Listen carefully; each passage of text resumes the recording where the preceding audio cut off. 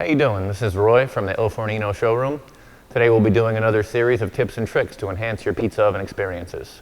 Today's tip is on cleaning the surface of your oven. Your ilFornino wood-fired pizza oven can be cleaned with any stainless steel cleaner.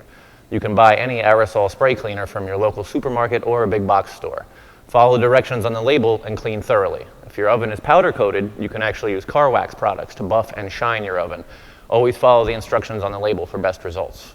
As for the front archway here, what you're going to want to do is use a deeper cleaner, like a barkeeper's friend. Apply a small amount to a microfiber cloth, and what you're going to want to do is wipe off any black areas. It's a good idea to clean basically after every use. You're going to want to do that just to keep it maintained and nice. I hope you find today's tip useful. If you like our video, please subscribe to our channel for more tips and tricks.